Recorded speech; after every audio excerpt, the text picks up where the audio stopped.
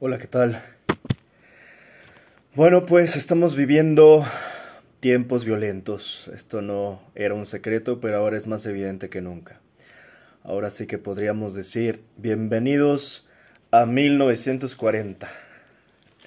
En verdad que hoy parece que amanecimos en esas décadas convulsas, bélicas de aquella época. Sobre todo por lo que, pues básicamente ya podemos decir y confirmar, creo yo. Pues ligado a lo que está pasando en el mundo, ya creo que podemos afirmar con toda seguridad que pues nos estamos enfrentando ya, hoy mismo, a tiempos fascistas. O sea, hoy mismo ya estamos viviendo tiempos fascistas. Si bien puede ser un proceso y podrá tener un ritmo y un timing, lo que sí se puede decir es que, como dicen, quedan inaugurados los Juegos del Hambre. Bueno, hoy quedan inaugurados, pues básicamente los tiempos fascistas de los próximos tiempos, de los próximos años. No olvidemos, justamente por tener el ejemplo más próximo, que es justamente, pues más o menos hace un siglo, ¿no? Entre 1900, finales de 1930, de los 30, 1936, 1937, 38, 39, hasta evidentemente 1945, que es la culminación o el final de la Segunda Guerra Mundial. No fue que empezara en el 1945 todo cuando terminó, ¿verdad? Entonces esto fue un proceso y es ese proceso el que yo siento y percibo, ya hoy queda más que claro, es el que estamos viviendo. O sea, sí, tal vez estamos en la parte inicial de próximas guerras muy cruentas, globales seguramente, a escala internacional, a escala global, con la gran diferencia evidentemente de lo que hoy las armas y el potencial de armas que hoy se tiene, pues cada nación cuenta. En otras palabras, ya no es un tema de solamente guerra, sino de, pues básicamente, supervivencia de la humanidad y de este planeta Tierra, que desafortunadamente hemos cuidado tan mal, ¿no? Estamos justamente en estos tiempos, creo yo. Yo ya he hablado muchas veces justamente con cómo la historia, algunos dicen que se repite, yo creo que va cumpliendo ciclos y a pesar de que a veces puedan llegar a cambiar las formas, los fondos son muy parecidos.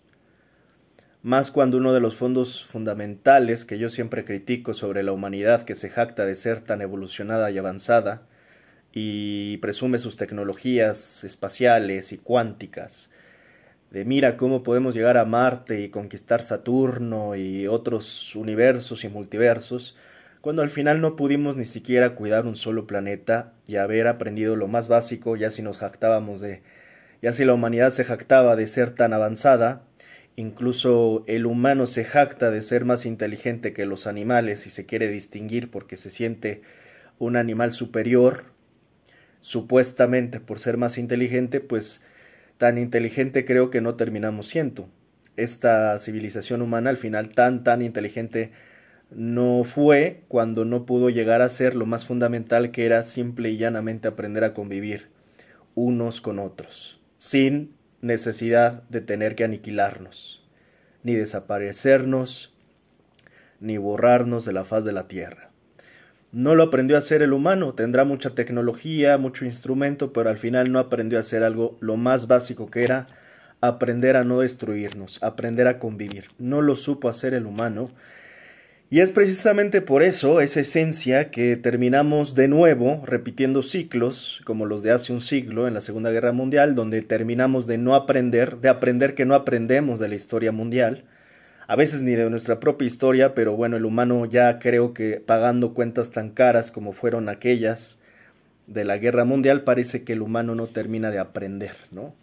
Y le encanta volver a repetir sus errores una y otra vez desde los griegos, desde los romanos, desde antes de Cristo, y seguimos haciendo exactamente lo mismo. Parece que el humano sí tiene una capacidad muy increíble de crear, pero también tiene una capacidad muy pues lamentable de destruir, ¿no? Y de autodestruirnos a nosotros mismos. Creo que es una de los grandes defectos de nuestra natura humana. En ese sentido, y por eso les doy la bienvenida a 1940, aunque estemos en pleno 2025, un tanto entre ironía y verdad lo que digo, porque al final, pues, a ver, yo he estado mencionando varias veces el crack de Wall Street en 1929. Estamos solamente a 4 años de que se cumpla el siglo del famoso crack, de esa caída de bolsa de Wall Street, que justamente repercutió económicamente a nivel que incluso también tuvo una cierta influencia para lo que sucedió con la Segunda Guerra Mundial. No olvidemos además que el negocio de la muerte, o sea, es el negocio de la guerra, el negocio bélico, las industrias armamentistas, pues desde hace siglos, pero más ahora que nunca, cuando justamente prácticamente se les financia sin límite de presupuesto para justamente estar haciendo guerras en el entendido de que este negocio de la muerte es altamente rentable para las naciones supremacistas, ¿no? Como Estados Unidos, como Israel, Alemania en gran medida incluso financia, estaba leyendo hace poco una gráfica, ¿no? ¿Quiénes son las principales naciones financiadoras de Israel? Pues es Estados Unidos, Alemania principalmente, ¿no? Entonces, bueno, pues insisto, este negocio, este círculo vicioso bélico, este negocio de la muerte no para mientras siga siendo rentable para estas naciones supremacistas. Y no solo tenemos que verlo en la escala de la guerra más grande, de la guerra entre naciones. A ver, hoy no me quiero extender porque hoy no pienso hablar tanto de mi país, pero en el caso de México, así como en el caso de América Latina, pues Estados Unidos desde siempre ha estado históricamente financiando guerras, guerrillas. Basta ver el tema de los contras, ¿no? En Centroamérica, basta ver el tema del narcotráfico desde Pablo Escobar en Colombia hasta el Chapo Guzmán en Sinaloa, en México. Al final, la guerra, insisto, es una apuesta segura para los estadounidenses, sea que sea una guerra a gran escala, o sea una guerra local, o una guerra en África, o una guerra en América Latina, o una guerra en Asia, al final, como la de Ucrania, bueno, esta parte, ¿no? de Europa, Asia, o ya yéndonos realmente a Asia, pues lo que puede llegar a ocurrir todavía en esta manzana en discordia con Taiwán, que todavía ahí hay tensiones en el tema de los microchips o semiconductores. En fin, el punto es que la guerra es muy rentable para quienes poseen poder bélico, poder militar, ¿no? Hoy no me voy a extender a analizar qué es lo que han hecho para tratar de contrarrestar los que por antonomasia no son los clásicos, las clásicas naciones bélicas, como por ejemplo Norcorea y demás. Hoy no, pero lo que sí quiero dejar claro hoy es que estamos viviendo en tiempos fascistas y percibo que la gran mayoría del mundo no lo ve, no lo tiene claro. Somos, creo que como esto que me parece que era Foucault el que hablaba de la normalización. Somos el pez bajo el agua en una pecera, ¿no? O sea, el pez cuando está en la pecera y está rodeado de agua, no se da cuenta ya del agua, porque se normaliza, él creo que lo adjudicaba, o más bien lo encauzaba el tema de normalizar las conductas, los comportamientos, los entornos. Bueno, en este caso pasa algo muy similar. Somos peces dentro de una pecera que no se dan cuenta que la pecera que se llama planeta Tierra, hoy con los gobernantes de las naciones del mundo, sobre todo las supremacistas, nos están llevando a terrenos de un fascismo brutal y descarado, que hoy todavía las poblaciones, gran parte de la población del mundo no detecta y no se da cuenta que ya estamos viviendo en tiempos fascistas. En otras palabras, bienvenidos, insisto, a 1944, ¿no? O sea, hoy podríamos hacer el salto cuántico justamente y trasladarnos a las épocas del nazismo, bueno, y volver y darnos cuenta que hoy estamos enfrentando justamente épocas de sionismo o nacionismo, como yo le llamo ahora, ¿no? Que es irónicamente la cara contraria o la otra cara de la moneda, que mira, ¿quién nos iba a decir que ahora iba a ser el sionismo? Aquellas víctimas que ahora son los victimarios, los sionistas, que parece que tomaron el nazismo como un manual, pero ahora se lo quieren aplicar a otros pueblos inocentes e indefensos, a otras naciones inocentes e indefensas, ¿no? O sea, ¿quién iba a decir, insisto, esta ironía histórica de que los y las víctimas judías y judíos, que hoy muchos de ellos son o llevan la estrategia sionista brutal, asesina y genocida en este mundo, ahora resulta que son ellos los que apuntan contra pueblos indefensos, contra pueblos inocentes, contra hombres, mujeres y niños, apuntan sus ejércitos contra ellos, porque ni siquiera lo que pasa en Gaza se puede decir que es una guerra, por más que la prensa corporativa utilice y blanquee en términos eufemistas lo que pasa justamente en Palestina, ¿no?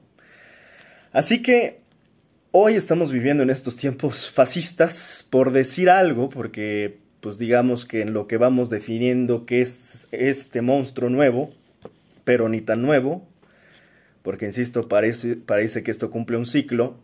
Hablaba del crack del 1929, que estamos a 4 años de que se cumpla un siglo, y lo comparo justamente para que se vea que realmente se está cumpliendo un ciclo histórico, en el sentido de que estamos volviendo a tener problemas que pueden derivar en pues gran escala en el mundo y generar de nuevo conflictos bélicos a nivel mundial, que de hecho, y es parte hoy el comentario, ya los estamos presenciando en tiempo real. O sea, hoy mismo ya estamos viendo esto.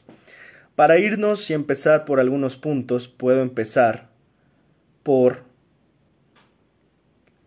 hablar de Trump, por supuesto. ¿Dónde podemos ver estos focos rojos, digamos? Podemos verlos, a ver, antes de ir con Trump, podemos verlos, o sea, ¿en dónde podemos ver esto que estoy diciendo? Porque me van a decir, no, estás exagerando, no es para tanto. Esto no es conspiranoia, amigos, esto es, o sea, es un dato actual que estamos viviendo y que basta justamente unir los puntos nada más. Por cierto, yo no soy partidario de las teorías conspirativas, yo soy más de datos y de investigación.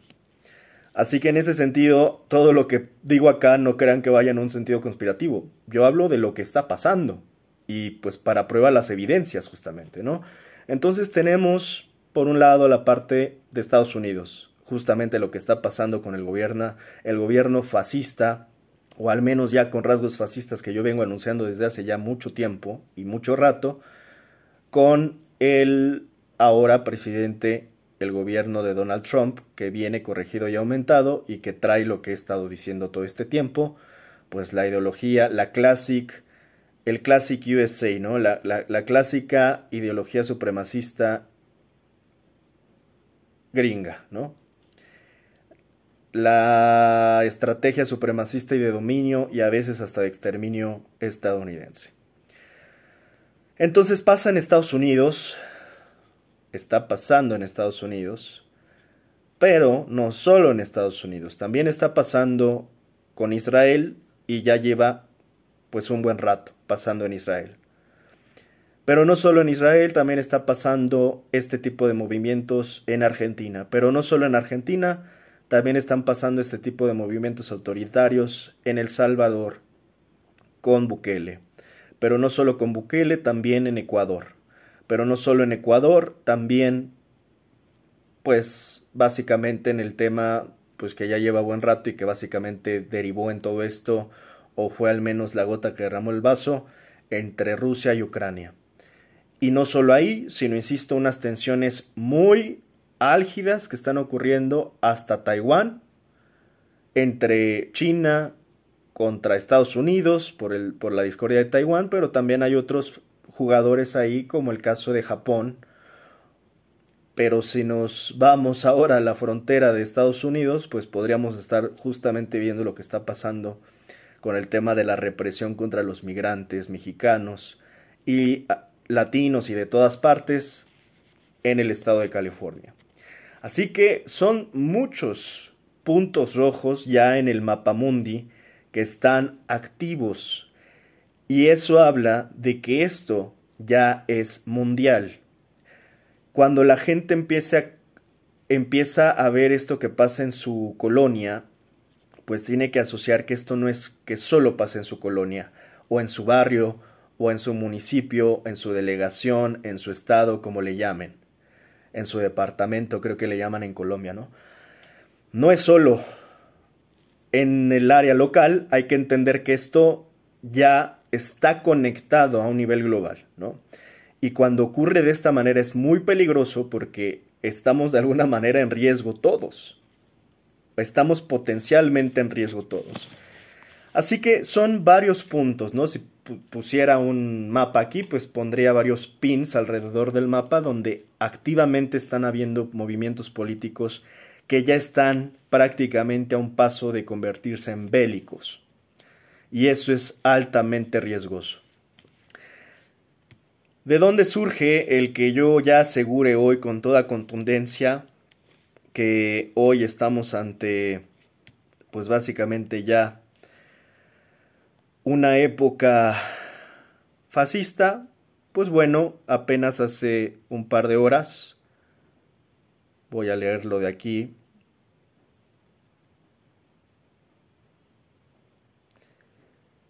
Israel ataca a Irán y declara estado de emergencia en todo el país.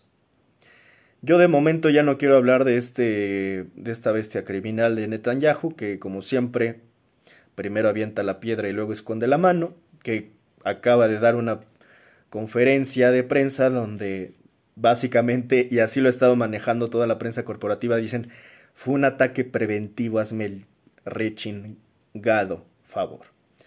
Esa manera de blanquear y de llenar de eufemismos todo lo que hace Israel y de hacerlo, de purificarlo y santificarlo, ¿no? Todas sus acciones. Y bueno, pues sobra decir que el propio Netanyahu tiene ya un expertise, ¿no? Es experto en, insisto, finalmente lanzar la piedra y esconder la mano. O sea, han perfeccionado este discurso victimista, ¿no? Incluso cuando ellos son los que bombardean primero. O sea, chéquense nada más, les voy a resumir la conferencia de prensa de Netanyahu. Fue, pues los atacamos, pues básicamente para defendernos, porque nosotros somos las víctimas. O sea, tienen, yo creo que ya es a nivel de psicopatía, una capacidad de manipulación espeluznante, ¿no? Donde estás viendo al psicópata en tiempo real decirte que bombardeó, que acaba de bombardear a Irán, pero que ellos, de alguna manera mágica, son las víctimas, ¿no? O sea, a ver, que alguien me explique esa lógica. O sea, bombardeas Teherán, porque me parece que fue justo directo a los ataques a Teherán, pero de alguna manera cuántica, la cabeza de Netanyahu te dice, las víctimas somos nosotros, el Estado de Israel que está amenazado, que está bajo riesgo, que...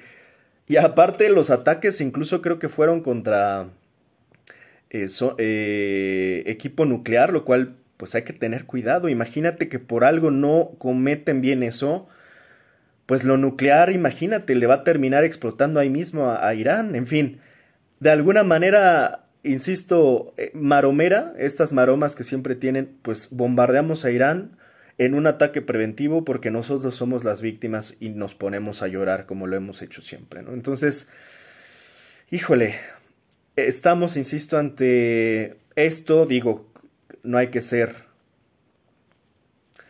pues, adivinos para saber que solo un tipo un psicópata tan desesperado que no le ha bastado cometer un genocidio en Gaza, parece que este tipo quiere escalar todavía las cosas a Irán. Y es un tipo sumamente peligroso esta bestia criminal. Yo todavía no me explico cómo es que no ha habido una coordinación entre gobiernos, entre quien tú quieras para detener a esta bestia criminal de Netanyahu, que claramente yo aquí ya veo un esfuerzo de desesperación, pero para cuidarse a él mismo. Porque he de decir que yo lo he rescatado y resaltado. hay judíos, hay judías, hay comunidad de Israel, tampoco quiero decir que es la mayoría, pero hay una cierta comunidad que no está de acuerdo con las acciones que está realizando su gobierno, en este caso encabezado por Netanyahu. No están de acuerdo porque es lógico que también está exponiendo a toda una comunidad al escrutinio público. Está en estos pretextos que se inventa, está poniendo en riesgo a la propia comunidad judía y en cualquier parte del mundo, o sea, en fin. Pero lo que sí veo es que esto ya es prácticamente pataleos de alguien que se está ahogando, ¿no? O sea, son pataleos desesperados de este psicópata criminal que esperemos en verdad pague todo lo que merece. Yo creo que este tipo no solo es que se merezca la pena de muerte, o sea, yo creo que se merece más que eso.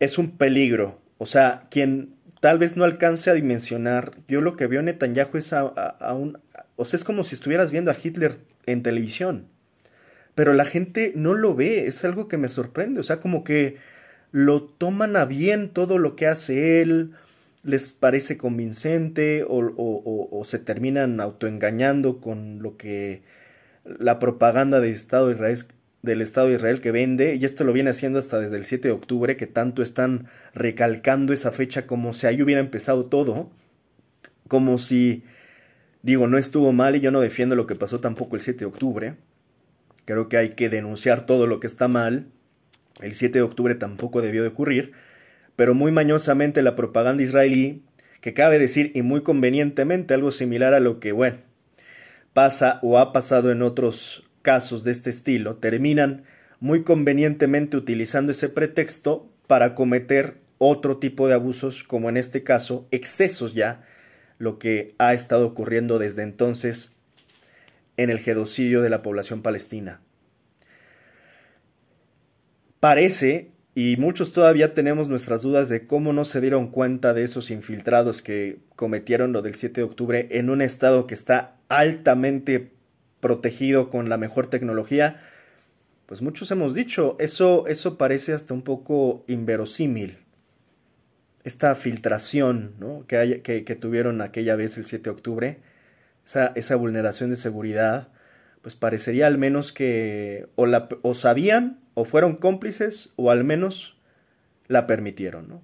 Lo cual da lo mismo, al final pues terminan siendo cómplices y pues muy convenientemente, insisto, eso alimentó la narrativa que después terminaron queriendo justificar todo lo que han hecho desde Gaza hasta Rafah con la población palestina por lo que pasó el 7 de octubre, ¿no? Digo ya, porque agarraban además mucho este pretexto. No es que los bebés del 7 de octubre, sí, pero bueno, y los bebés de Palestina desde hace casi ya 2, 3 años, ¿qué?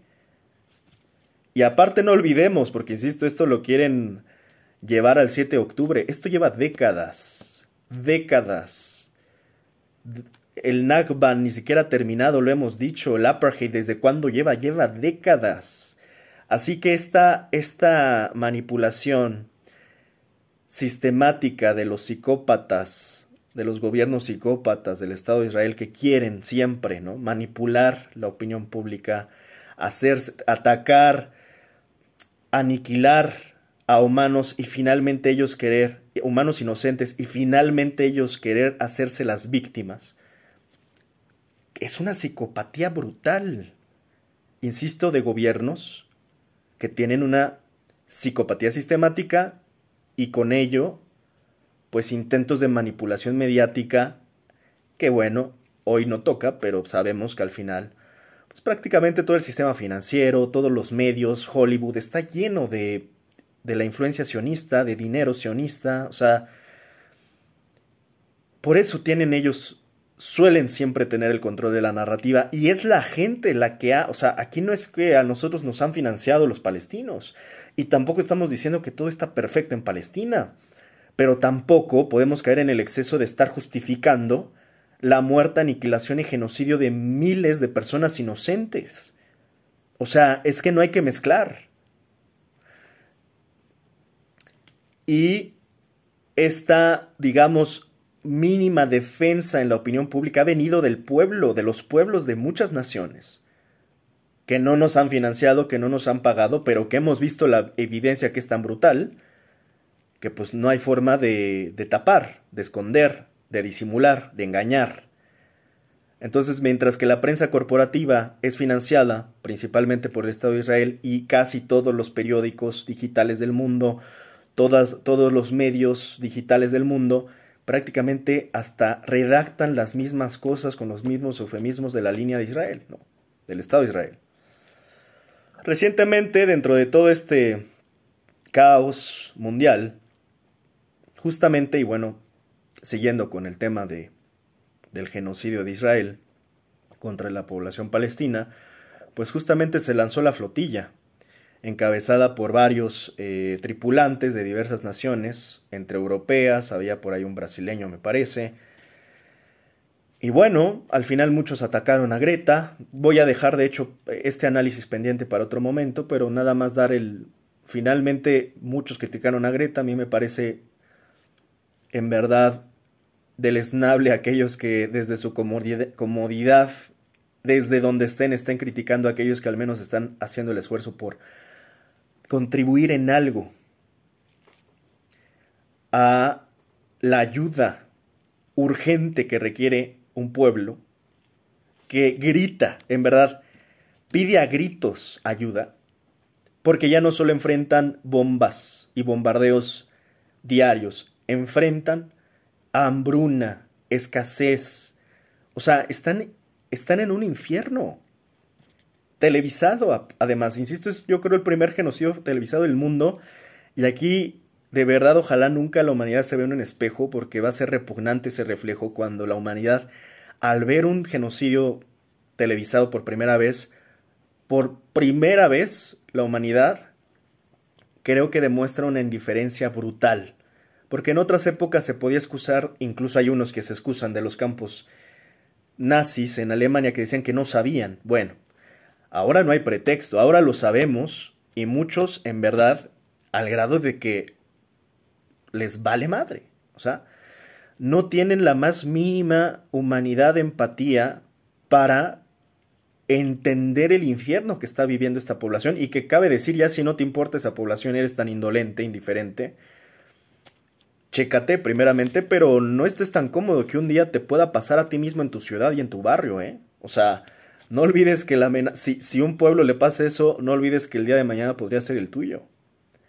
Ya si no te importa mucho la población palestina, ¿no?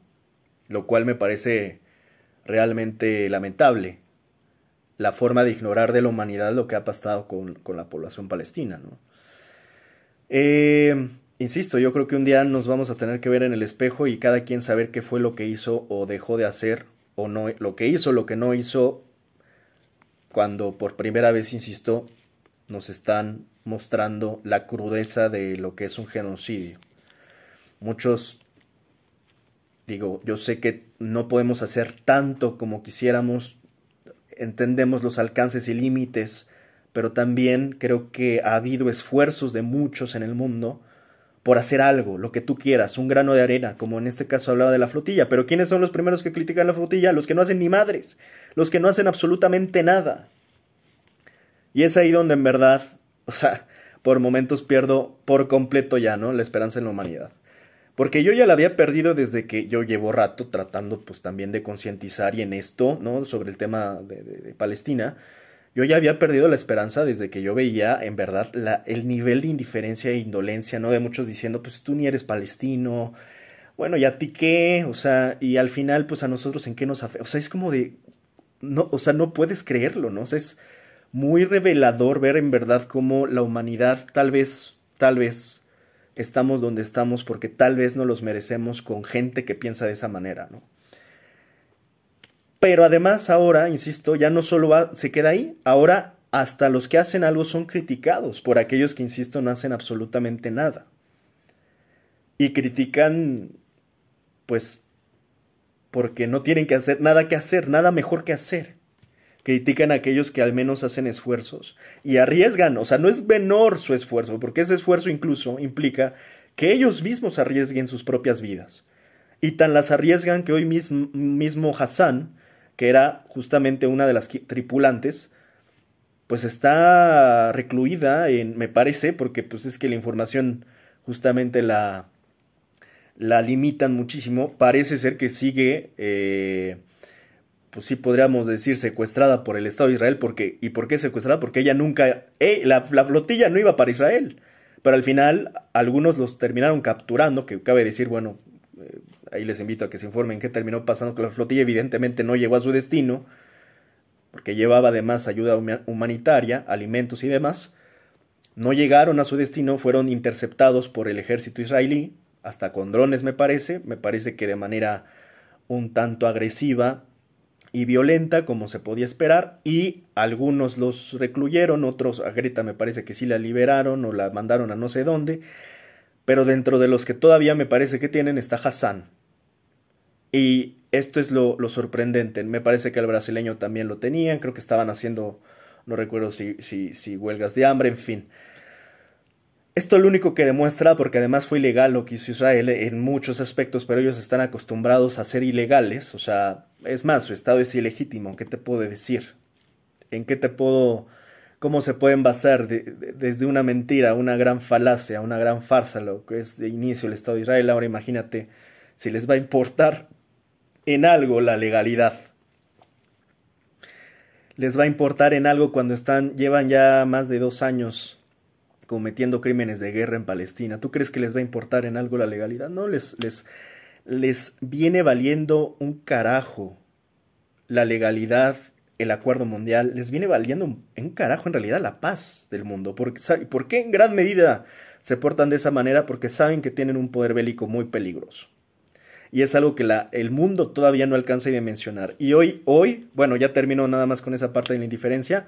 Insisto, es brutal que haya gente que critica, es brutal que haya gente que no haga nada. Y pues es brutal este nivel de indolencia humano que hay hoy. Cuando, insisto, tal vez no necesites hacer mucho, tal vez no necesites ir tú también en una flotilla, pero oye, en verdad hoy la gente está prefiriendo seguir subiendo selfies y sus selfies a Instagram, nudes a la página azul o bailes en TikTok en lugar de informarse un poco a ver, oye, ¿qué está pasando a todo esto en Palestina? O sea, hoy la vanidad y el egocentrismo es tan abrumador que la gente prefiere seguir como en su cotidianidad, no querer ver, no quererse alterar, estar en su estado zen, perder un par de inciensos, prender un par de inciensos y decir, yo no me voy a estresar, a mí no me afecta, no pasa nada, todo está bien. O sea, si hay que un poco vernos en el espejo, ¿qué le está pasando a la humanidad en realidad? Porque en verdad el nivel de indiferencia e indolencia es brutal. E insisto, no estén tan tranquilos aquellos que están haciendo yoga y reiki pensando que su estado zen se puede mantener cuando tenemos, insisto, riesgos tan latentes alrededor del mundo. En cualquier momento ese estado zen se les va a interrumpir cuando les caiga una bomba en su ciudad, en su barrio, un dron o lo que sea que les vayan a mandar. Así que tengan cuidado de no abusar de su estado zen, porque como yo siempre he dicho, si vis pacem para bellum, ¿no? Que es una locución latina, y yo ya he dicho hasta muchas veces esta escena de guerra, Civil War, hablando de lo que he estado hablando en estas últimas semanas. Justamente hay una escena, pueden verlo hasta en el propio trailer de Civil War de A24, donde él entra a esta tienda y dice, ¿por qué no te das cuenta que está una guerra civil ahora? No, es que la verdad es que no me gusta mucho meterme en eso de la política o sea, y además es algo que es muy real, ¿no? O sea, que te encuentras muy a menudo de gente que dice, no, yo esos temas, fíjate que como que hoy no.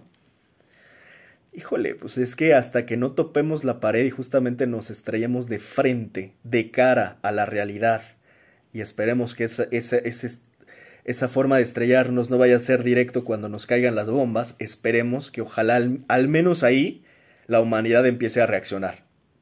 Yo creo que ya será demasiado tarde.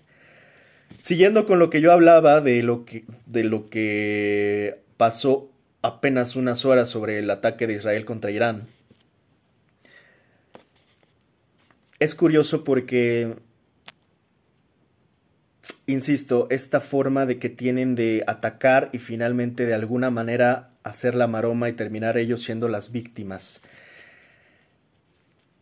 es curiosa la demanda que hace dentro, bueno, dejando de lado el victimismo de Netanyahu, que insisto han perfeccionado ese discurso victimista no de ahora, llevan décadas. Es más, Hollywood, no sé si se han dado cuenta, todas las películas, y de hecho tengo pendientísimo hablar de ese tema, cuando toquemos, he dejado pendiente, pero que me lo estoy saboreando, hablar de The Man in the High Castle. Una gran serie, probablemente creo que es de las mejores que he llegado a ver, con mucha profundidad, y con la cual se puede entender mucho de lo que hoy está pasando en el mundo. Pero bueno, es curioso que dentro de este discurso victimista que viene siendo propagado en una propaganda que muchos no se han dado cuenta, de alguna manera nos las ha, ahora sí que con albur y sin albur, nos las ha metido Hollywood, pues sin preguntarnos de la cantidad, por eso yo decía, ¿acaso no se han dado cuenta de la cantidad de películas de la Segunda Guerra Mundial, pero en donde todas las grandes víctimas, sin duda, y creo que en parte lo fueron, no lo niego, no soy un negacionista de las víctimas, pero también hay que equilibrarnos? Si bien, insisto, en estas películas nos plantean evidentemente todo el trauma histórico por el genocidio, miren nada más que pasó la comunidad judía, pues no sé si se han llegado a dar cuenta que también es un poco excesivo, ¿no? La forma en la que siempre, no importa el tiempo, y aquí es donde más curioso es, hoy mismo que está ocurriendo un genocidio en contra de la población palestina, ¿cuáles son las películas más premiadas en los Óscares? The Brutalist, hace no mucho Zone of Interest de Glazer. Me parece que lo único que he de decir, le reconozco muchísimo a Glazer, que me parece que sí es el director. Acuérdense que no estoy googleando ni leyendo nada, entonces muchas veces no tengo los datos y los tengo que googlear. Sí, Jonathan Glazer. Le reconozco. Primero, la película es interesante, porque es, creo que, una perspectiva muy distinta a la habitual. Y segundo, algo que de verdad le reconozco, porque sí me gusta hacer excepciones justas cuando veo a un humano decente, cuando un humano que es humano en el mundo, es justamente el discurso que dio Jonathan Glazer. Y le valoro mucho y en verdad le reconozco y me pongo de pie por el valor y la valentía, porque ustedes mismos véanlo, y aquí lo voy a dejar aquí abajo. Los nervios que tenía de decir ese discurso en la capital del cine sionista, que es Hollywood.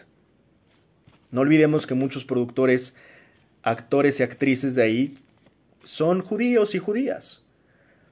Por eso es que nos han vendido esta idea, ¿no?, del judío como la víctima, siempre, toda la vida.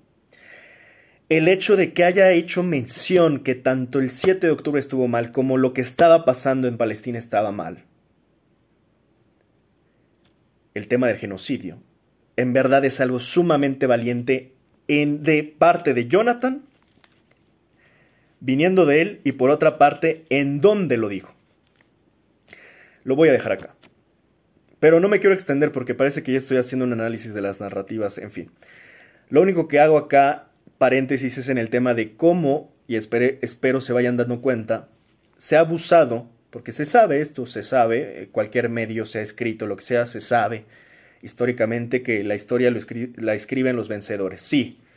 Pero acá ustedes vean cómo hay vencedores y hay víctimas, ¿no?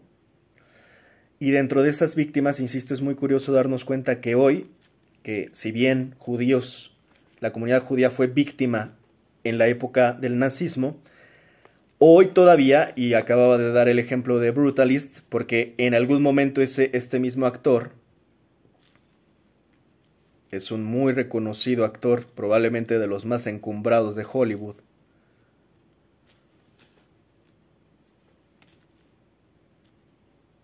que obviamente es Adrien Brody.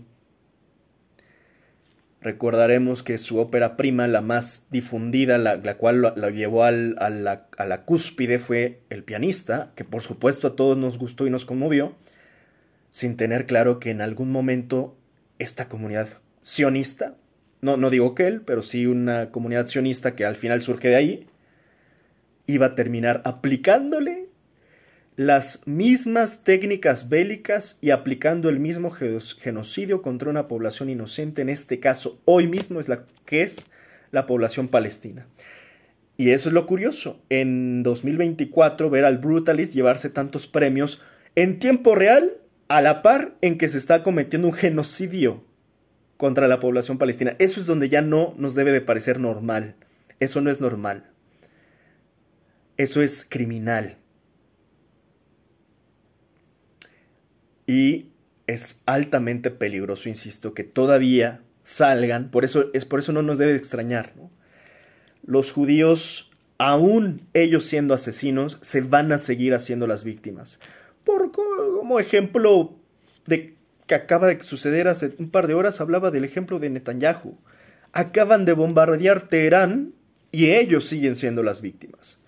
Esa es la narrativa colectiva que le han vendido al mundo y temo decir que el mundo se las ha creído, se las creyó y se las siguen creyendo. Eso es lo que a mí me alarma muchísimo.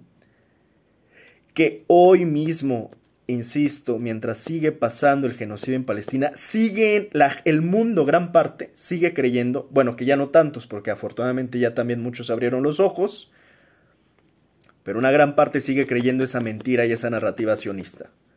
Que ellos siempre son las víctimas. No importa a cuántos maten, no importa cuántos aniquilen, no importa cuántos bombardeen, ellos siguen siendo las víctimas. La comunidad judío-sionista.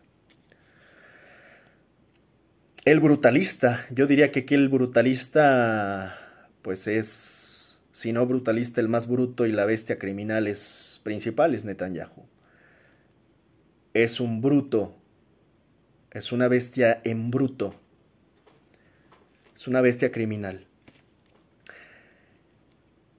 Volviendo al tema de lo que acaba de pasar, del ataque preventivo, hazme el favor, que así le denomina la prensa corporativa sionista.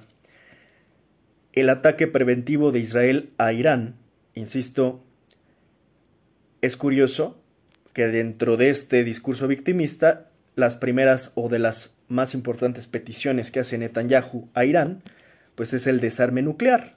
Y qué conveniente, ¿no? Yo lo que diría acá, pues, que empiece por el ejemplo él. Ok, vamos a suponer que Irán, que desarman la capacidad nuclear de Irán, bueno, yo diría, ok, que la desarmen, siempre y cuando se desarme de la misma manera la capacidad nuclear del Estado de Israel. Porque qué conveniente, ¿no? Desarmar a Irán y que este Estado genocida de Israel, pues quede como si nada. No, no, no. Y hay que irnos atrás. Yo invitaría por ahí que no esté muy enterado de los acuerdos de Oslo, al menos si no quiere leer o lo que sea, pues que vea la película. Hay una película tal cual de Oslo, de los acuerdos de Oslo, y al menos se dé un poco idea, ¿no? De que esto lleva muchas décadas, estas negociaciones, en fin. Y la verdad es que por más paloma blanca que se quiera vender el Estado de Israel, no lo es. Tampoco digo que los del otro lado sean del todo 100% inocentes, pero creo que eso sí, los únicos que se terminan haciendo las víctimas, siempre insisto, terminan siendo, adivinen quiénes, la comunidad judío sionista. O sea, son los que siempre, insisto, lanzan la piedra y esconden la mano. Pero bueno, tenemos este tema, pero no solamente este tema. Justamente venía hace unas semanas hablando llevamos casi ya la semana completa hablando de lo que está pasando con las redadas de migrantes en los Estados Unidos por parte de Donald Trump. Es muy peligroso también. Se está jugando con fuego. Y yo ya lo expliqué en el comentario anterior. O sea, al final aquí, pues ganadores los políticos. En una de esas gana Donald Trump. Tiene raja política, le exprime la raja política a Donald Trump, y también en una de esas hasta el gobernador de California y el alcalde también pueden llegar a ser beneficiados, cada uno desde sus posturas, pero los únicos perdedores, como siempre suele pasar, lamentablemente, pues son los de abajo, los que yo hablaba, nuestros migrantes, nuestros queridos migrantes, que al final son los que están pagando los platos rotos por las decisiones políticas de los supremacistas, de los que no van a pagar ningún plato roto. Los que realmente les está cambiando la vida hoy es a nuestros migrantes. Ese tipo de redadas pues no son normales. Yo hace poco escuchaba a Damián Cepeda. Damián Cepeda siento que podría ser incluso una opción política, opositora, decente. Eso lo creo hasta que lo escucho en ocasiones y me decepciona su coherencia, su argumento. Por momentos Damián Cepeda se termina convirtiendo en un panista más de los que hay. A veces creo que engatusa, o incluso me incluyo, nos llega a engatusar porque da ciertos argumentos más sensatos. No con esto quiero decir que siempre tengo que estar de acuerdo, no va por ahí. Pero yo incluso en un argumento contrario u opuesto puedo llegar a detectar la sensatez. O sea, digo, a ver, no coincido con ese argumento, pero es un argumento sensato. No está peleado, no es mutuamente excluyente la sensatez de un argumento con su validez. Insisto, puedo no estar de acuerdo, pero puedo detectar que es un argumento sensato. Recientemente con este caso justamente, generalmente lo escucho en esa línea. Puedo darle el crédito a Damián Cepeda. Suele ser más sensato que la mayoría de los panistas, sí. Pero cuando lo escucho recientemente con este tema de la migración, acusando a Sheinbaum, que de su discurso, y de que básicamente ella alentó e invitó, porque así lo dice Cepeda, diciendo es que la presidenta debe de tener más cuidado con lo que dice, porque Claudia Sheinbaum no sabe y se está enfrentando y la política exterior tiene que ser cuidadosa y dándole consejos, ¿no? Como si Damián Cepeda ya lo quisiera ver en esas ligas, ¿no? Sí, luego y no por criticarlo, pero pues sí, un poco se le termina yendo el fuistes, hicistes, vistes, corregistes. Digo, no sé en qué escuela, universidad ha ido Damián Cepeda, pero bueno, ya si nos vamos a esa, si nos ponemos exquisitos, pues que se corrija desde ahí, ¿no? Digo, para el nivel supuestamente educativo que profesa. Y le critica el discurso a Claudia Sheinbaum, ¿no? Entonces, es curioso que critique y dice, pues es que Claudia dijo y alentó a las protestas y alentó a las movilizaciones y ella en su propio discurso dijo que se movilicen. Y todos los que he visto que debaten con él, pues claramente le dicen, pues es que, a ver, solamente una persona ingenua no entiende el contexto de lo que dijo Sheinbaum, por una parte, y segunda, no entiende que obviamente se sacó de contexto, pero de manera adrede, no porque inocentemente no me acuerdo cómo se llama esta y ni hace falta mencionarla, la encargada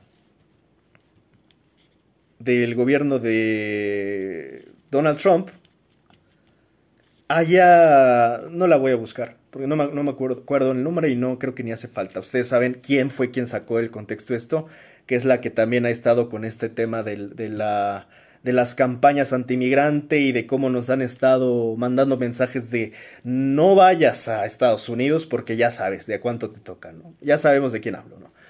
Pero esta mujer, encargada de una parte del gobierno de Donald Trump, es muy ingenuo que personas como Damián Cepeda no entiendan que no se sacó de contexto por accidente. O sea, insisto, solo un ingenuo pensaría que... Porque además no solo ingenuo, es alguien que no se ha informado del estilo de Donald Trump. Cualquier antitrumpista en Estados Unidos te diría, es que eso lo hace siempre Donald Trump. Es más, muchos lo han acusado de ser el rey de las fake news. Se ha acusado hasta Fox, hasta este grupo mediático que suele ser el que más lo apoya, de la línea trumpista, ¿no? Bueno, al grado que tuvo que sacar según su red social, que creo que es Truth, ¿no? La red social de Trump. En fin, donde ahí sí le dejen hacer sus fake news a su gusto. Es muy ingenuo, ¿no? Pensar de la manera en que piensa Damián Cepeda. Y además querer acusar a la presidenta de que casi por ella tiene la culpa de la tergiversación de la noticia o de la tergiversación de la declaración que ella misma hizo. Ahora resulta que ella es la culpable, ¿no? O sea, híjole, cuando ocurren ese tipo de cosas, digo, es que en verdad, ¿cómo es que se dicen mexicanos? O sea, ¿cómo puedes ser tan deshonesto intelectualmente para no reconocer que eso es una jugarreta y una trampa y una manipulación brutal del gobierno de los Estados Unidos? Donde por supuesto seguramente está enterado Trump de lo que están haciendo. O sea, de esta forma de manipular las noticias. No es casual, no es accidental, solo un ingenuo como Damián Cepeda o poco honesto intelectual podría llegar a aseverar eso. Y todavía Damián queriendo decir, pues es que es culpa de la presidenta. Tiene que tener más cuidado con lo que dice, hazme el rechingado favor. O sea, a ver, hay que entender. Hay que ser sensatos y entender. Realmente cualquier cosa que uno diga, por más correcta que la diga, cualquier cosa se puede descontextualizar. Cualquier cosa se puede sacar de contexto. Hoy si alguien viene aquí y hace un recorte de mi video y lo manipula y le hace y le quita y le pone, por supuesto que al final puede darse, primero difundirse y luego darse a entender una cosa totalmente opuesta a la que estoy tratando de transmitir. Es obvio, cualquier cosa es más, hasta el discurso de uno de los grandes discursos de I Have a Dream, de Martin Luther King Jr., quien quiera ser malévolo y tener cierta saña, sin duda puede hasta ese gran discurso descontextualizarlo. Insisto, lo único que falta es eso, dolo y saña. Y es algo que, insisto, es un modus operandi que me llama la atención, que el ingenuo de Damián Cepeda, que a veces me parece sensato hasta que comete este tipo de declaraciones o posturas o argumentos, pues no se da cuenta que ese es un modus operandi que ocupa siempre Donald Trump. No es nada nuevo y no solo lo ha hecho, digo, apenas se lo aplicaron a Sheinbaum, se lo pasa haciéndolo con todo el mundo. Este tema de la manipulación mediática hay que entender que en eso son justamente expertos ellos, en controlar las narrativas, el pulso, el timing, el ritmo de las noticias, plantear la narrativa de qué es lo que quiere que se hable en el mundo. O sea, son expertos, son hombres de medios. Es un hombre de reality show. La mentira él sabe perfectamente que vende y vende más que la verdad. Eso, si no lo tienes claro, Damián Cepeda, ni cómo ayudarte. Ni cómo ayudarte. Y que todavía el tipo, Damián Cepeda, se atreva a culpar a la presidenta, por Dios santo, ¿no? Casi diciéndole, oiga, tenga más cuidado. A ver, mijo, insisto, por más cuidado que tengas y por más mejor orador que seas como un Martin Luther King, enfrentándote a un Donald Trump, no hay forma de evitar eso. Eso no hay forma de evitarlo. Si Donald Trump quiere manipular la información, va a manipular, por más perfecto que sea tu discurso o tu declaración. Aquí lo que me llama la atención es hacia quién señala la culpa Damián Cepeda, y me parece muy artero y oportunista que, como suele suceder con el PAN y los panistas, a todo el caos y tragedia que le pasa a México, ellos le quieren sacar una partida política. Siempre, una ventaja política. Eso me parece, si de manera interna, de manera nacional, me parece sin escrúpulos, ruin, ahora imagínate, ahí sí ya ni cómo defenderlos, cuando lo quieren hacer en contra, pues de Estados Unidos versus México, que creo yo un mexicano tendría que estar del lado de México. Más cuando aquí es evidente que el error no fue de Claudia Sheinbaum, sino fue una manipulación adrede del gobierno de los Estados Unidos. En fin, ni cómo ayudarlos a veces.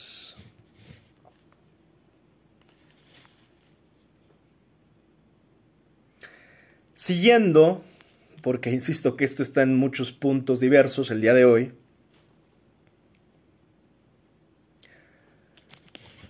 cierro, insisto, nada más concluyo que lo que acaba de pasar con los migrantes, Claudia Sheinbaum no fue la culpable, por más que algunos quieran hacerla responsable. Esto fue una estrategia premeditada de los Estados Unidos y hay que entenderlo, no solo fue la declaración de Sheinbaum, hay que entender, no solo hay que ver un píxel de la fotografía de lo que está pasando en LA, en Los Ángeles, hay que ver todo lo que está pasando y eso Perdón, cualquiera con un mínimo de sentido común se puede dar cuenta que eso está armado de pies a cabeza, que los infiltrados no son accidentales, están perfectamente planeados. Y creo, evidentemente, esto creo que ya hasta el sector demócrata lo ha dicho, pues eso viene, ay, ¿de quién creen? ¿No? O sea, ¿quién será el que haya planeado este despapalle? Pues de Donald Trump, por Dios. Y bueno, ya muchos están diciendo, bueno, esto hasta puede ser un pataleo porque Donald Trump tampoco es que ahorita le esté yendo tan bien, se le está complicando, bueno, es un distractor, ¿no? Lo que le llaman muchos a veces una cortina de humo que de alguna manera sí le podría llegar a sacar ventaja política del típico sector de votantes duros que tiene republicanos y también demócratas que están en gran medida, son uno de los puntos que se sabe que coinciden, tanto demócratas y republicanos, ahí no hay tanta diferencia, suelen estar a favor de este tipo de medidas y en ese sentido en contra de la migración, en contra de los migrantes. Y de nuevo, tanto demócratas y republicanos suelen estar de acuerdo con esto, o sea, suelen estar en contra de los migrantes, sin distinción. Por otra parte, ahora vámonos más al sur y vámonos a Argentina, que no es menor, yo había dejado un poquito pendiente, voy a leerles para irnos más rápido y no extenderme, ya vamos a llegar a la hora. Yo ya había anunciado que había un tema con Cristina Fernández. Y aquí vamos a repasarlo. El 10 de junio de 2025, la Corte Suprema de Argentina ratificó una condena de 6 años de prisión y una inhabilitación perpetua para ocupar cargos públicos contra la expresidenta Cristina Fernández de Kirchner por cargos de corrupción en el caso conocido como Vialidad. Este caso se centra en irregularidades en la adjudicación de contratos de obras públicas en la provincia de Santa Cruz durante su presidencia de 2007 a 2015, donde se le acusó de dirigir contratos un amigo de su familia, Lázaro Báez. La sentencia la hace pasible de arresto y le impide postularse en las próximas elecciones legislativas de Buenos Aires. El presidente Javier Milei celebró el fallo, considerándolo una victoria contra el kirchnerismo. Su oposición política, aunque no tuvo un rol directo en el proceso judicial, Milei ha expresado públicamente su intención de combatir la influencia de Fernández de Kirchner, calificándola de corrupta y suspendiendo su suspensión de privilegio como expresidenta tras la ratificación de la condena en noviembre de 2024. Cristina Fernández y sus seguidores han denunciado el caso como un ejemplo de lawfare, es decir, el uso del sistema judicial para perseguir a opositores políticos. Ella ha calificado a los jueces de la Corte Suprema como títeres que responden a intereses de Milei y ha afirmado que la condena busca silenciarla políticamente. Sus partidarios, incluyendo figuras internacionales, respaldan esta narrativa, argumentando que la sentencia carece de pruebas sólidas de enriquecimiento personal y está motivada políticamente. Por otro lado, críticos de Fernández, incluido Milei, sostienen que la condena es justa y refleja actos de corrupción comprobados, destacando que en el proceso judicial comenzó antes de que Milei asumiera el poder. La condena no implica un enjuiciamiento directo por parte de Milei, sino que es el resultado de un proceso judicial de larga data que se intensificó bajo su gobierno. Fernández aún puede permanecer en libertad mientras se resuelve un posible recurso extraordinario ante la Corte Suprema, aunque el fallo reciente reduce sus posibilidades de maniobra política. Además, se enfrenta a otras investigaciones, como una por supuesto lavado de dinero reabierta en 2023 y un intento de asesinato en 2022 cuyo juicio sigue en curso. O sea, en resumen, Cristina Fernández fue condenada por corrupción y por este sistema judicial argentino. Muy curiosamente, en este nuevo gobierno de Javier Milei. Javier Milei, que ya no me extiendo más porque me lo traigo de piñata, nada más haciendo el paréntesis, así como que, bueno, pues entendiendo que no es menor, porque veníamos hablando del régimen sionista mundial, pues no es menor que ya tengan a su mascota preferida este régimen sionista, que justo recién volvió a ir al Muro de los Lamentos, ya se la pasa allá, fue recibido como un rockstar del sionismo, del judaísmo sionista. Ya saben esto de los términos, ¿no? Esta obsesión semántica, ¿no? De es que es antisemitismo y es que es sionismo. Por favor, no hay que perder el tiempo cuando están aniquilando vidas en tiempo real. No nos vamos a poner a discutir términos. En ese debate se quieren enfrascar convenientemente los judíos o los sionistas, ¿verdad? Pero bueno, en el debate semántico semita. Pero bueno, no olvidemos nada más ese pequeño detalle, que justamente hoy que está encabezándose el gobierno fascista, criminal y genocida de Netanyahu, hoy, y yo lo vengo diciendo desde que estuve en Argentina en las elecciones de Javier Milei, pues Javier Milei representaba ahí, y muchos argentinos, insisto, creo que siguen también con los ojos vendados, ya menos, pero todavía muchos, entre ellos el fandom libertario de Javier Milei, pues siguen pensando que Javier Milei es el presidente de Argentina. No, amigos, no se engañen, él no defiende ni defenderá los intereses de la Argentina. Javier Milei está para defender los intereses de la nación judía, de la nación sionista. No lo olviden, yo se los he estado advirtiendo desde hace buen tiempo. Lo han estado subestimando, pero bueno, hoy más que nunca creo que Milei tiene todo el apoyo del gobierno de Netanyahu, tiene también el apoyo de los Lubavitch en Argentina.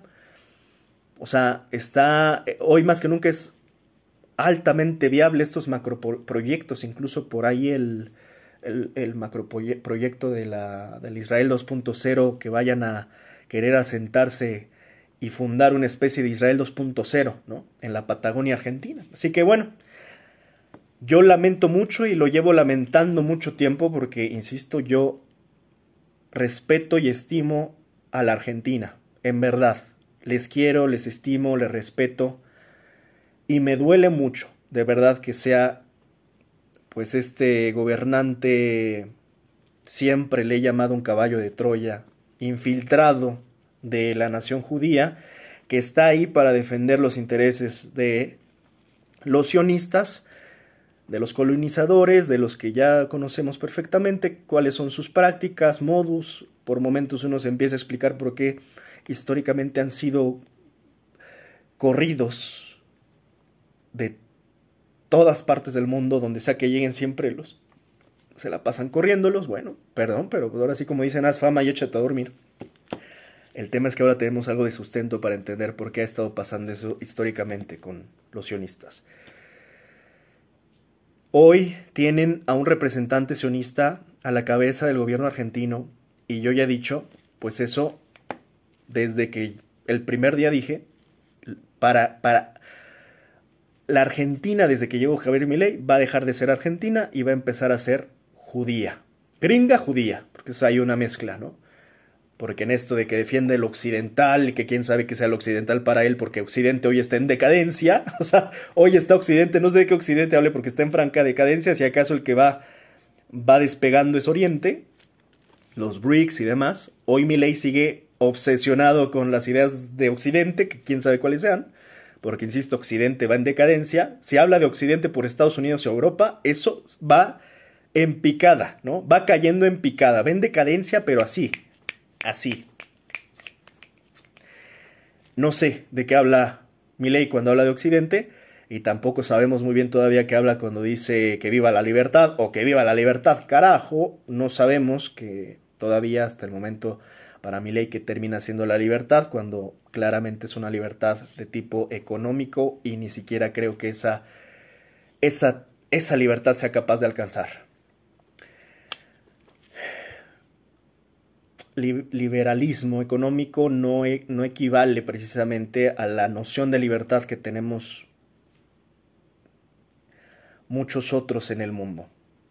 Al final, pensar que vender al mejor postor la tierra, tu tierra, en este caso la tierra argentina, pues para Milei eso es la libertad, mientras que los fanáticos de Milei le aplauden mientras eso ocurre, ¿no? Es como esta escena de Portman, ¿no? Que dicen, pues se acabó la libertad entre aplausos. Pues sí, porque justamente son los fanáticos los que más aplauden en este caso, ¿no? O sea, mientras Milei está poniéndose de rodillas y entregándolo todo, insisto, este Milei me sorprende porque en verdad se puso de pechito y de perrito de a gratis, ¿eh? O sea, entregó las nalgas de a gratis. O sea, porque otros gobiernos o gobernantes pues les cuesta. Nada más por un ejemplo aquí breve, pues podremos no estar del todo de acuerdo con Nicolás Maduro, pero el canijo no hay quien lo mueva, ¿no? O sea, no, así facilito no es Nicolás Maduro. Podremos o no estar de acuerdo con su línea política y no es menor estar defendiendo a Venezuela ni todos sus recursos, que al final es una de las naciones más ricas en recursos y principalmente en petróleo. Bueno, más rica, es más rico Venezuela, muchos no lo saben, que Estados Unidos o que incluso países árabes en términos de petróleo. Tiene mucho más petróleo que muchos países árabes, nada más para que se den una idea de la cantidad de recursos que tienen. Pero Maduro es duro, ahora sí que le hace honor a su nombre. Milei es blandito, es blando, tan blando que, insisto, vendió las nalgas gratis. Porque creo que un poquito de dignidad es, oye, pues te voy a dar, pero te va a costar, cabrón. O sea, no, hombre, o sea, ni se las pidieron, las dio gratis. Las dio gratis. Se las dio primero a Donald Trump, después a Elon Musk y por supuesto a quienes más, pues a sus socios israelíes, ¿no? Insisto, a la comunidad sionista que se hará de la Argentina y que ya entre estos actores, o sea, entre los gringos y los israelíes, pues se terminarán haciendo de la Argentina, tristemente. Y cuando hablo de eso, hablo de la tierra argentina, de los recursos argentinos, y entre esos recursos, desde los más básicos, o sea, agua, por ejemplo, hasta los más estratégicos, como por ejemplo litio, entre muchos otros recursos que posee Argentina, porque es un país con una riqueza abundante de recursos también. Desde el norte hasta el sur, hasta Ushuaia. Es más, creo que hicieron ya una exploración, ¿no? Casi despuesito de que quedó Milei bajaron, ¿no? Pues me parece que fue la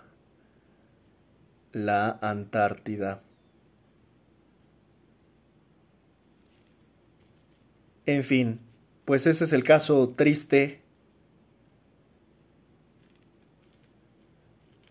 Cabe decir que hay ahí proyectos de tecnología espacial. Elon Musk no es que crean que no sabe lo que está haciendo. Él sabe que hay muchos recursos y sabe que hay hasta tecnología Argentina que pueden aprovechar. Según yo, los argentinos producen una cierta cantidad incluso de tecnología espacial. O sea, les pueden robar todo de lo que era anteriormente pues de la Argentina. Ahora terminará siendo pues todo eso, insisto, posesión gringa o de los sionistas, que al final son lo mismo, ¿eh? No, aquí nada más los preciso, pero al final es el mismo equipo, ¿no? El que justamente habla Milei de que hay que defender las ideas de la libertad de Occidente, siempre se refiere a ellos, a estos dos, a Estados Unidos y al Estado de Israel. Yo siempre critico a Milei y de una vez, perdónenme una más que la repita, cuando se dice anarcocapitalista, pero muy curiosamente o convenientemente no critica ni a los Estados Unidos ni al Estado de Israel. O sea, muy curiosamente está en contra de los estados, porque esa es la definición de anarcocapitalista, pero el bruto de Milei, no sé si eso se hace todavía, pero le sale muy bien, por cualquiera de las dos, o sea, en verdad que parece un bruto de primera, pues curiosamente o convenientemente o ignorantemente se dice anarcocapitalista Javier Milei, pero nunca lo verás ni escucharás criticando ni a los Estados Unidos, que no olvidemos que se llama Estados Unidos porque es un conglomerado de estados, ¿verdad? Por eso las estrellitas en su bandera. Entonces no critica ni a los Estados Unidos y tampoco Javier Milei lo escucharás criticar al Estado de Israel. Pero se dice anarcocapitalista. Bueno, en fin, la hipotenusa. Pues ya vamos terminando. Hoy no voy a hacer el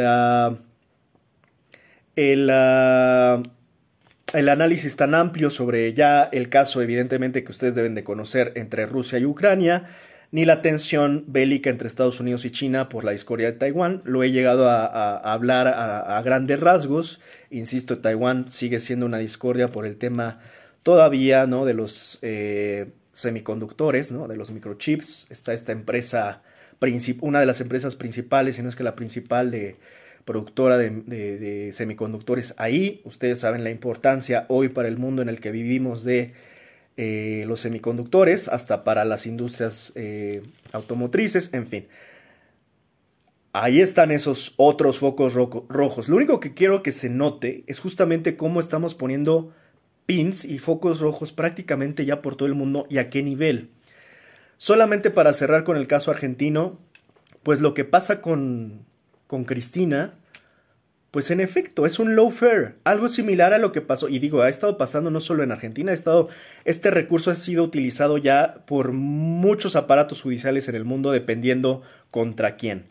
Si nos vamos más atrás, hasta en el caso mexicano, yo creo que el tema del desafuero se podría tomar como un lawfare, ¿no? De cierto nivel, cuando se le intentó desaforar por intentar abrir supuestamente esta calle para comunicar un hospital, ¿no? Que él siempre se defendió de esa manera, pues es que él trataba de comunicar una calle y pues le quisieron desaforar, de alguna manera aplicar el lawfare, ¿no? También, insisto, este mecanismo ha sido utilizado en otras partes del mundo y creo que justamente México en ese sentido, con este tema de la elección judicial, de alguna manera se protege de que en estos tiempos convulsos y fascistas no se quiera derrocar tan fácil al gobierno mexicano, porque obviamente hay muchos intereses en juego y hoy mismo estamos viendo que va a haber una estrategia muy agresiva, esto ya es un hecho, ¿eh? O sea, el tema de los migrantes es, digamos, apenas el inicio. Esto viene hasta quién sabe dónde. Yo ya he dicho, esto puede terminar hasta en una invasión concreta y contundente por parte de los Estados Unidos hacia México. Incluso con sus Marines. Obviamente lo principal, pues, o lo más fácil sería que envíen drones, pero hasta con sus Marines podrían llegar a intervenir territorio mexicano. De manera agresiva, de manera bélica. O sea, estamos enfrentando estos riesgos, ¿no? No hay que subestimarlos. En ese sentido, insisto, pues Estados Unidos tiene muchas formas de poder desestabilizar, evidentemente, los pueblos. Y bueno, una de estas también podría ser el manual típico de la CIA, desde hacer un golpe de Estado, como la que le aplicaron, un golpe de Estado blando, un golpe de Estado duro, como el que le aplicaron en su momento a Salvador Allende, prácticamente bombardeando el Palacio de Moneda. O sea, hoy estamos en riesgos donde creo que eso podría volver a suceder, ¿eh? O sea, insisto, son tiempos bélicos y violentos. Al menos esa vía de aplicar el lawfare en México de momento ya no va a ser tan sencilla con esta nueva estructura. No por ello esta estructura es inviolable y incorruptible o infalible, ¿no? O sea, también creo que hay nuevos riesgos que habrá que analizar. Pero bueno, esto fue lo que finalmente le aplicaron a Cristina. No es coincidencia que se le aplique evidentemente en el gobierno de Milei. Insisto, es un lawfare de manual. Algo similar a lo que también le llegó a pasar a Lula da Silva. En fin, esto ya ha pasado, insisto, aquí, ¿no? Es más, a ella misma, la propia Cristina ya ha sido perseguida. Es más, llegó a recibir un atentado. Entonces, a lo que voy es que es curioso porque estas cosas los libertarios les parecen de mucha libertad, ¿no? No las denuncian, no les parece dictadura, ¿no? Ya no hablemos de la prianada mexicana, que está bien perdida, pero hablemos de los que tienen un poco más de conciencia política. Sí, la prianada, nada más por criticar a López Dóriga o Ciro Gómez Leiva ya les parece dictadura, ¿no? Cualquier cosa les parece dictadura, o sea, ven una mosca y les parece dictadura, ven otra mosca y les parece tiranía, ven otra mosca y les parece anarquía y nunca se ponen ni siquiera de acuerdo de cuál cosa es, porque no puede ser las tres al mismo tiempo, ¿no? Por eso no me voy a desgastar hablando de la prianada, pero los países sudamericanos y su gente, que suelen tener mucha mayor conciencia política, es curioso que también, por ejemplo, en el caso de Argentina, los libertarios no vean que lo que está haciendo el gobierno actual también es un grado de autoritarismo. Pero nada más como tienen a Javier Milei y que se dice defensor de la libertad y que viva la libertad carajo, creen que eso es de un país democrático. Insisto, es este tema de usar la democracia a conveniencia, ¿no? Y la libertad a conveniencia. Si eso lo hubiera hecho Maduro, pues hoy Maduro es acusado de eso, ¿no? De dictador y de autoritario, y pues habrá que ver, no defiendo a Maduro. Pero aquí lo curioso es por qué Javier Milei, este mundo libre, que así le denominan, el mundo de Occidente, el mundo de las libertades, ¿por qué no le llaman de la misma manera. ¿Por qué no? En ese sentido, me parece un doble discurso, hasta cierto punto una doble moral, que pues de alguna manera a veces sí, a veces no, dependiendo quién, dependiendo cuándo, dependiendo dónde, bajo mismos criterios se utilicen distintos discursos, distintos fundamentos, distintas críticas, ¿no? Esto que le pasa a Cristina, creo yo, no es más que una persecución política evidente. O sea, ¿cómo te explicas?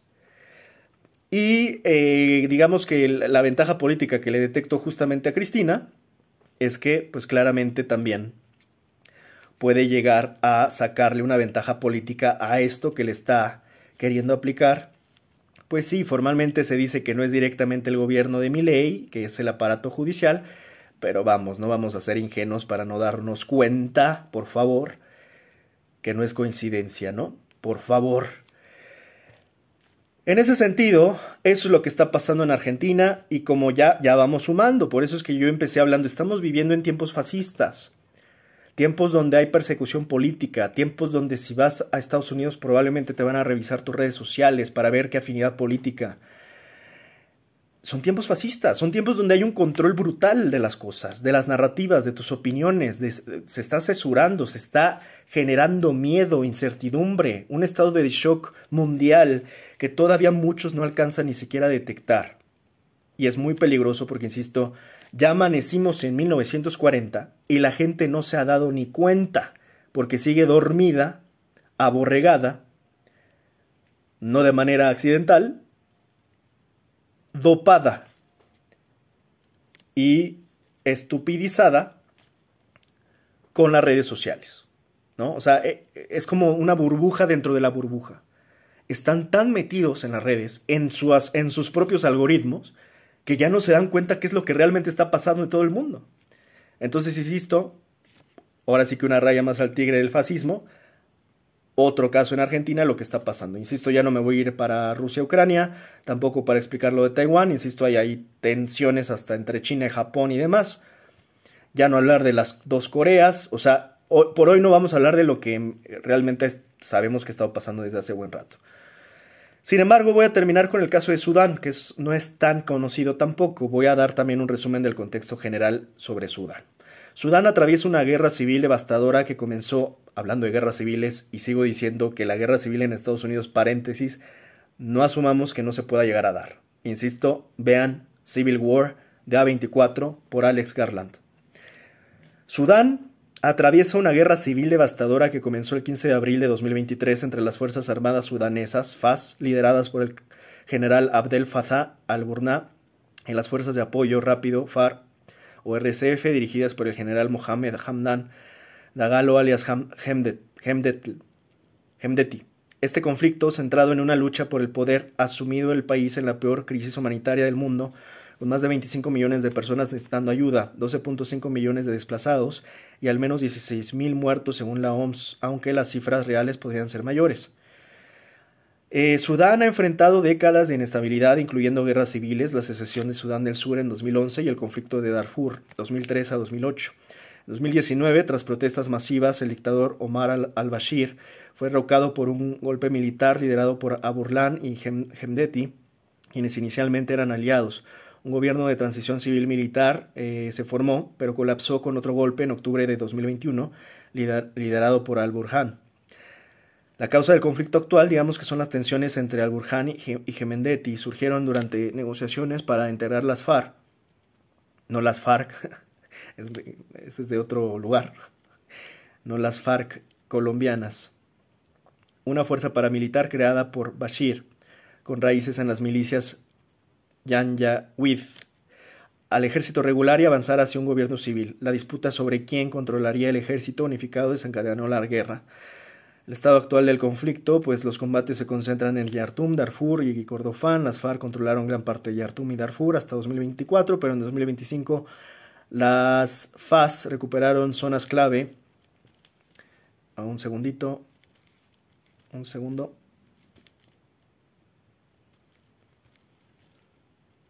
Zonas clave de la capital, incluyendo el aeropuerto y el palacio presidencial. Sin embargo, Darfur sigue siendo un epicentro de violencia con masacres étnicas contra los masalit atribuidas a las FARC. La crisis humanitaria, la guerra ha destruido infraestructura, paralizando la agricultura y causado hambruna severa. Más de 25 millones de personas enfrentan inseguridad alimentaria, con 2.9 millones de niños con malnutrición aguda, brotes de cólera y sarampión agravan la situación, mientras el 70% de los hospitales no funcionan. Hay diversas violaciones de derechos humanos. Ambos bandos han sido acusados de crímenes de guerra, incluyendo ataques a civiles, violencia sexual y limpieza étnica en Darfur. Las FARC son señaladas como responsables del 80% de los casos de violencia sexual documentados por la ONU. Abdel Fattah al-Burhan, como líder de facto de Sudán y jefe de las FARC, al-Burhan controla el gobierno militar en Puerto Sudán y ha reforzado su posición con avances militares en 2025, respaldado por Egipto y ha consolidado alianzas con grupos rebeldes locales, pero enfrenta críticas por su rol en golpes previos y represión. Mohamed Hamdan Dagalo Hemedeti, líder de las FARC, Hemedeti busca mantener su influencia apoyado por milicias tribales y control de minas de oro. Su relación con Emiratos Árabes Unidos y Rusia, que busca una base naval en el Mar Rojo, lo ha fortalecido, pero su grupo es acusado de atrocidades masivas. Las negociaciones de paz, acuerdos de alto al fuego como el de noviembre de 2023 en Arabia Saudí han fracasado. En junio de 2024 la ONU exigió a la FARC levantar el asedio de El Fasher sin éxito. Las negociaciones siguen estancadas por la rivalidad entre los generales. Rusia, Emiratos Árabes y Arabia Saudí tienen intereses en Sudán, apoyando a diferentes bandos. Estados Unidos y la Unión Africana han pedido un alto al fuego, pero la respuesta global es limitada y la crisis es considerada olvidada. Eso es lo peor, ¿no? Que muchas veces, insisto, por eso comento esto, porque muchas veces se olvida lo que está pasando en el mundo. Millones han huido a Chad, Etiopía y Uganda. En España, los solicitantes de asilo sudaneses tienen una tasa de aprobación del 92 al 100%, pero las restricciones de visado complican su llegada. Pues se ha destacado la gravedad en la crisis, comparándola justo con otros conflictos como lo que pasa en Gaza y criticando la falta de atención global. Algunos sugieren motivaciones geopolíticas, como la oposición de Occidente a un acuerdo naval entre Sudán y Rusia, aunque estas afirmaciones carecen de evidencia. Conclusión, Sudán está atrapado en una guerra civil brutal entre el al-Burhan y Hemedeti sin perspectivas claras de resolución. La población enfrenta una catástrofe humanitaria agravada por la indiferencia internacional y la complejidad de los intereses externos. Ambos líderes, lejos de buscar la paz, priorizan el control del poder, perpetuando el sufrimiento de millones. Bueno, así las cosas en otros polos.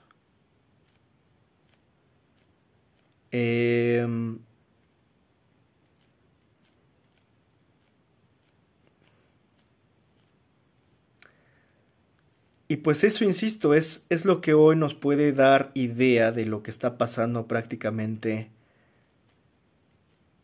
pues ya en el mundo, creo yo, ¿no? O sea, por ejemplo, aquí dando un dato adicional que ahora recuerdo, no sé si no tiene mucho tiempo que justamente Trump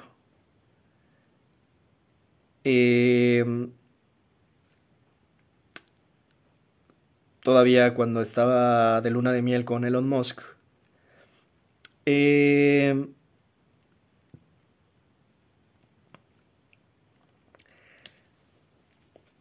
se metieron con el tema de la USAID. Yo no defiendo a la USAID. Lo único que digo es, incluso con este aparato de Doge, con estos recortes y demás, yo creo que en gran medida, porque hay que entender que una parte importante de lo que está pasando, y por eso empecé hablando de 1929 y el crack de Wall Street, hay que entender que justo cuando vienen problemas económicos severos en Estados Unidos, es que es de manual, para los que ya los conocemos, a los Estados Unidos, recurren justamente a guerras de alta escala.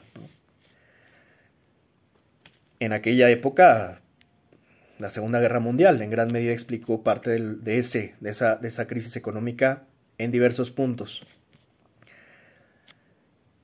Hoy Estados Unidos no está bien económicamente. Eso todavía tengo un tema pendiente de explicar un poco el tema económico, pero Estados Unidos se debe a sí mismo. Después hablamos de eso, pero hoy que además se combinan otras cosas como el crecimiento de los BRICS, Por otra parte, la desdolarización, incluso de algunos países que de manera clásica habían estado dolarizados, todavía le está complicando más el tema a Estados Unidos. Muchos hablan de que la recesión de hecho ya debió de haber ocurrido, de que por ahí justamente algunos movimientos políticos entre Trump y demás, o sea, es como una bomba de tiempo, pero que algo similar a lo que pasó justo con la crisis inmobiliaria de 2008, ¿no? O sea, son de esas bombas que sabes que va a explotar, lo único que necesitamos es saber cuándo, porque va a haber un punto en donde ya no se pueda más. Y eso va a tener repercusiones, evidentemente, a escala global. Yo lo que creo en dentro de estos esfuerzos que se han estado haciendo en Estados Unidos por recortar gastos, presupuestos y demás, hablé del tema de la USAID, así como el tema de lo que ha estado haciendo Dodge, ¿no? Que presumen mucho cuánto se está ahorrando de lo que según su perspectiva se desperdiciaba por completo. Y sí lo creo, porque yo he hablado que he criticado hasta la USAID, que la USAID de alguna manera financiaba a mexicanos contra la corrupción en mi país. O sea, que dices, ah, sí, o sea, esos son los mexicanos más honestos que se supone que están defendiendo a mexicanos contra la corrupción, que son los principales corruptos, recibiendo millones de dólares por parte de la USAID, y ahora entendemos para qué lo usan, ¿no? Para el golpeteo del gobierno nacional mexicano. Dices, ah, mira, ahora vemos que tan blancas palomas y tan cero corruptos pues no son. ¿Verdad? Mario Amparo Casar, ¿no? Ahí que nos cuente. Pero a lo que me refiero es que estos recortes y ahorros económicos creo que en gran medida también se están destinando a temas de estrategia bélica. Y tampoco es como que sea un hilo negro lo que estoy diciendo, porque hay que entender también quiénes fueron los principales financiadores de Donald Trump. Y ahí te puedes encontrar a muchas industrias bélicas y también ver a qué le están invirtiendo. Y es también a la industria bélica. Entonces, yo ya lo he venido advirtiendo. Esto es muy peligroso porque creo que Estados Unidos irremediablemente y con toda la decisión y contundencia se están preparando para conflictos bélicos. Trump, pues lo ha dicho, ha expresado el tema del Canal de Panamá, ha expresado el tema de Groenlandia. Yo insisto que hay una alta posibilidad de que intervengan en México y que todavía muchos no alcanzan a ver el cuadro completo cuando tal vez dicen, no, pero lo de migrantes es un tema aislado. Hay que dejar de ver las decisiones y acciones de Trump como eventos aislados, hay que concatenarlos. Insisto, hay que dejar de ver el píxel nada más de la fotografía, hay que ver el cuadro completo. Y el cuadro completo de Trump es muy peligroso. El cuadro completo de las naciones supremacistas nos está llevando al barranco. Porque, insisto, hoy estamos en tiempos tal cual, en tiempos fascistas. Hoy estamos viviendo en tiempos fascistas. Termino hablando de un conflicto actual, que es el caso de Burkina Faso, donde, bueno, el capitán Ibrahim Traoré lidera el país tras un golpe de estado en septiembre de 2022. Traoré, presidente interino desde entonces, es visto por muchos como un símbolo de resistencia anticolonial y soberanía nacional en África. Burkina Faso enfrenta una crisis de seguridad desde 2015 con ataques de grupos yihadistas afiliados a Al-Qaeda y el Estado Islámico en el Sahel que han causado miles de muertes y más de 2 millones de desplazados. La inestabilidad se agravó por la percepción de ineficacia del gobierno anterior y la influencia extranjera, particularmente de Francia, expotencia colonial. En 2022, Traoré, un militar de 34 años, tomó el poder prometiendo combatir la insurgencia y recuperar el control de los recursos nacionales. Traoré ha ganado admiración tanto en Burkina Faso como en otros países africanos por sus políticas audaces. Entre ellas, la nacionalización de recursos, ha impulsado la nacionalización de minas de oro, un recurso clave explotado históricamente por empresas extranjeras. Y la verdad, mis respetos y... Ruptura con Francia, expulsó a las fuerzas militares francesas y buscó alianzas con países como Rusia y Turquía, presentándose como un defensor de la soberanía. Proyectos nacionales, lanzó iniciativas como el primer auto eléctrico burkinés y mejoras de infraestructura, carreteras, hospitales, granjas y demás. Y lucha contra el yihadismo, aunque los ataques persisten, Traoré ha fortalecido las Fuerzas Armadas y creado unidades especiales para recuperar territorio. En general, algunos lo ven, insisto, como un cierto héroe por algunos sectores que valoran su postura antiimperialista y su enfoque en el desarrollo local. Su liderazgo resuena en un contexto de creciente sentimiento anticolonial en el Sahel, donde países como Mali y Níger también han roto con Francia. Hay críticos también que señalan riesgos en su alianza con Rusia y el desafío de estabilizar el país frente a la insurgencia yihadista. A diferencia de Sudán, donde los líderes Al-Burhan y Hemedit están enfrentados a una guerra civil y su admiración es limitada o polarizada, Traoré goza de un apoyo más amplio, especialmente entre jóvenes y movimientos panafricanistas por su discurso y acciones contra la influencia extranjera. No obstante, su régimen militar y la falta de elecciones democráticas generan controversia. En resumen, Ibrahim Traoré es un líder de piel negra admirado en el contexto del conflicto de Burkina Faso, destacado por su lucha contra el yihadismo y el neocolonialismo, aunque su éxito a largo plazo depende de estabilizar el país y cumplir sus promesas. En fin, el punto es que nos estamos dando cuenta de del mundo polarizado, digamos, ¿no? Hay una tensión global, geopolítica, prácticamente. Tú agarras un mapa y apuntas hacia cualquier coordenada y te vas a encontrar conflictos y tensiones políticas que están muy cerca de escalar algún grado bélico, algún grado militar, ¿no? A levantamientos, a encarcelamientos, a juicios contra expresidentes. Estamos en este contexto muy álgido, muy movido y muy violento. Nos estamos enfrentando hoy, con esto termino, para entender un poco cómo es que estamos enfrentándonos a los tiempos fascistas y por qué los estamos viviendo. Yo diría en términos simples y en síntesis, se debe a que Estados Unidos está en decadencia. Esa es la razón principal. Están habiendo mucho caos, muchas tensiones, reconfiguraciones, reacomodos geopolíticos.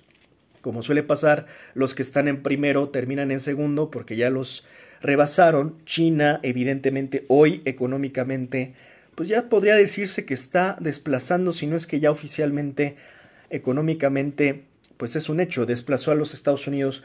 Pero Estados Unidos no es solo que se quede ahí, sino que va en decadencia. Y cuando una nación tan poderosa, en este caso el imperio yanqui, el gran imperio de los Estados Unidos, está en decadencia, pues no es cualquier cosa y es una cosa sumamente peligrosa y se puede tornar sumamente violenta. Históricamente así sucedido siempre. Cada que un imperio cae, pues las cosas se ponen color de hormiga, no color de rosa, ¿no? Se ponen de verdad mal, fatal. En este sentido, desde Roma, cada que un imperio cae es el peor momento porque es cuando... A ver, puede que Estados Unidos sepa que ya va a caer, pero muchas veces ellos dicen cómo y cuándo van a caer y de qué forma van a caer. Y es ahí, como digo, desde Roma, desde que cayó el Imperio Romano, sabemos que cuando caen los imperios es cuando se vuelven mucho más violentos.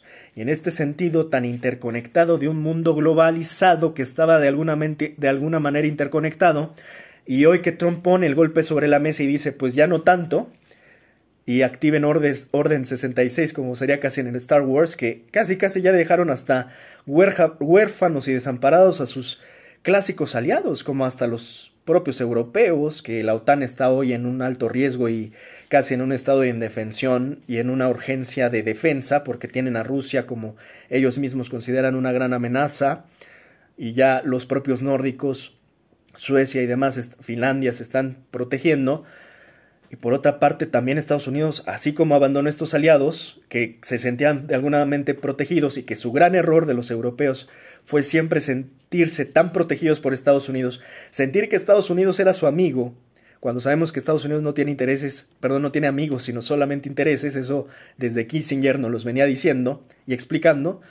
Pero además, el gran error de los europeos es haber dependido tanto de los estadounidenses, porque realmente dependen hasta hoy todavía en gran medida de los estadounidenses. En un momento de esta naturaleza, donde hay riesgos por todas partes, Europa hoy está pues desfigurada e indefensa, está huérfana en términos de defensa, y la OTAN pues ya no es competencia contra otras superpotencias militares como Rusia, China o en una de esas hasta Norcorea. Pero Estados Unidos no solo abandonó a sus aliados tradicionales como los europeos, sino que también abandonó pues a los canadienses, O no seremos bélicos, pero éramos un aliado económico en el caso de México. Es curioso lo que está pasando y es evidentemente histórico lo que estamos viviendo. Con esto termino, simplemente recalcando, bienvenidos a 1940. Estamos viviendo hoy mismo tiempos violentos, tiempos fascistas.